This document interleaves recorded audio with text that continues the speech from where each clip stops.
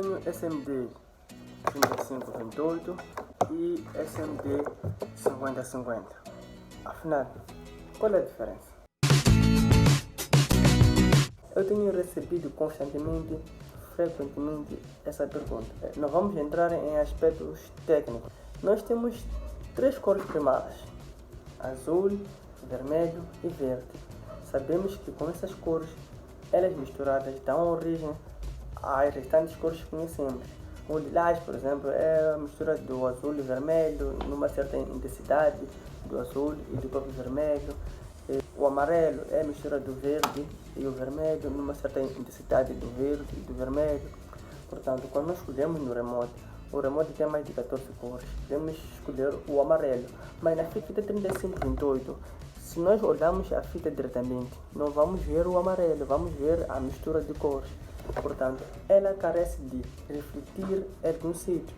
Por exemplo, pode ser montada numa TV, pode ser montada numa mesinha, pode ser montada numa cabeceira de cama, embaixo da cama, onde vai refletir ou no chão ou na parede. Enquanto que a fita de LED 5050, ela tem uma particularidade: as misturas das cores ainda são feitas, mas ela é feita numa única LED. Portanto, numa única LED encontramos três luzinhas, as três luzinhas das cores primárias, que vão fazer as misturas: o verde, o vermelho e o azul. Portanto, ela não precisa de ser montada num sítio onde ela vai refletir. Mesmo no teto, mesmo à vista, nós podemos ver a mistura de cores dada na própria fita. Ela pode ser montada tanto no televisor, tanto na mesinha, tanto na cabeceira de cama. Pode ser montada no teto, como podemos ver aí no vídeo. Essa é uma montagem da fita de LED 5050, em que ela foi montada num teto, e podemos ver que ela está à vista, não há nenhum problema.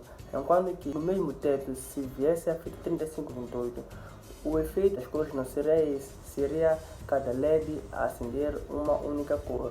Então, no ambiente íamos ter a cor que escolhemos no remote, mas olhando para a fita íamos ver a mistura de duas cores, então ia ficar meio bagunçado. No teto é melhor que seja uma fita 50-50.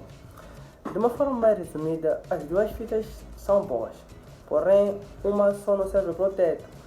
As duas fitas servem para qualquer lugar onde quiser montar e onde for possível montar.